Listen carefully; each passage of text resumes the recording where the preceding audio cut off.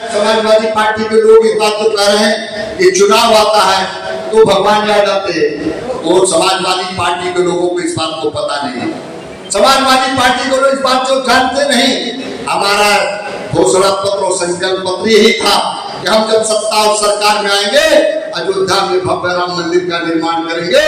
Bharatiya Janata party ने इसे कभी भी समझौता नहीं किया और लगातार इस बात को कहती रही और आज आप सब लोगों का समर्थन और आशीर्वाद मिला, अयोध्या में भव्य राम मंदिर का निर्माण हो गया। मैं पूछना चाहता हूँ अखिलेश यादव से कि आप कहते हो कि हम भगवान कृष्ण से वंशज है, आप कैसे भगवान कृष्ण से वंशज?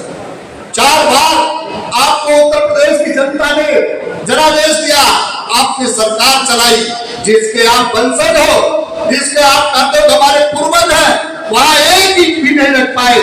आपको शर्म करनी चाहिए कि मैं कैसे वंशज की बात कर रहा हूँ, इंडियन वाइफ की बात कर रहा हूँ। लेकिन भारतीय जनता पार्टी ने तय किया है, ये संकल्प लिया है कि हम वहां जो है अयोध्या में जैसे भगवान राम के मंदिर का विकास हुआ है, निर्माण हुआ है, उसी प्रकार से मथुरा में भगवान कृष्ण की जन्मभूमि का विकास होगा।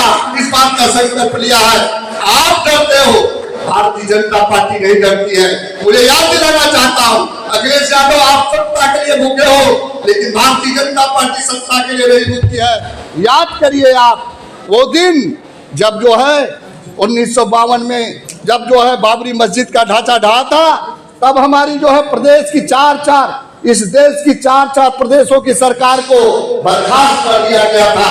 लेकिन भारतीय जनता पार्टी से पीछे नहीं हटी और भारतीय जनता पार्टी ने कहा था अयोध्या में भव्य राम मंदिर का निर्माण कराएंगे। इस संकल्प के साथ काम किया था और कभी भी इधर उधर नहीं हुई, कभी भी रास्ते से विचलित नहीं हुई। आज उसी का परिणाम है पूरे देश में भारतीय जनता पार्टी का भगवा फहरा रहा।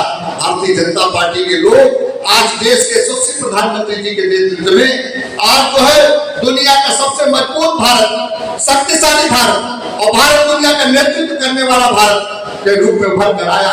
उसका परिणाम आप सबके सामने है। मुझे याद दिलाना चाहता हूँ जब डिजिटल पेमेंट की बात माननीय प्रधानमंत्री जी ने कहा था कि हम देश में भारत में डिजिटल पेमेंट होगा, तो दुनिया के देश भारत की हंसी उड़ा रहे थे। लेकिन आज मुझे बताते हुए प्रसन्नता है, खुशी है, इसमें हमारे सबसे ज्यादा युवा नौजवान साथियों ने काम किया कि आज डिजिटल पेमेंट में दुनिया में भारत नंबर 1 पर है। यह स्थापित करने का काम हमारे देश के प्रधानमंत्री। और इतना ही नहीं, अगर G20 का नेतृत्व करने का अवसर मिला तो पहली बार भारत को मिला देश के यशस्वी प्रधानमंत्री मोदी जी के नेतृत्व में मिला। इतना ही नहीं, मैं आज के इस अवसर पर एक बात जरूर बताना चाहता हूँ। माननीय प्रधानमंत्री जी ने संकल्प लिया है कि हम 2047 तक विकसित राष्ट्र बनाएंगे, इस आत्मनिर्भर भारत बनाएंगे, दुनिया का सबसे मजबूत भारत बनाएंगे। इसलिए मैं आज आप सब लोगों से आग्रह करने आया, निवेदन करने आया हूँ, विनती करने आया हूँ, आपसे प्रार्थना करना चाहता हूँ कि ये लोग सत्ता के लिए काम करने वाले लोग, सत्ता हथियाने के लिए काम करने के लिए लोग आए हुए हैं। ये चुनाव से हमारी सरकार पर कोई असर नहीं पड़ेगा, क्योंकि हमारी सरकार तो रहेगी, केंद्र में भी रहेगी, प्रदेश में भी रहेगी। लेकिन इस तरह विधानसभा के विकास की गति नहीं रुकनी चाहिए, विकास की गति तेजी के साथ आगे बढ़नी चाहिए। इसलिए यहाँ भारतीय जनता पार्टी का विधायक चुना जाना चाहिए, हमारा प्रतिनिधि चुना चाहिए।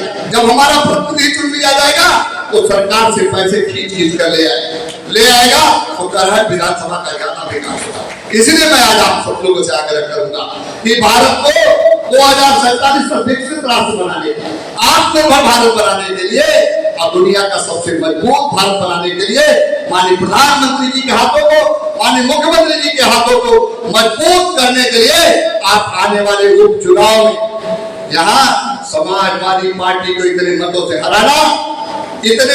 हराना और भारतीय जनता पार्टी का कमल का फूल खिला देना, तो इस तरह विधानसभा का विकास बहुत तेजी के साथ आगे बढ़ेगा। ये आप सबको विश्वास दिलाने के लिए आया हूँ। बहुत बहुत धन्यवाद।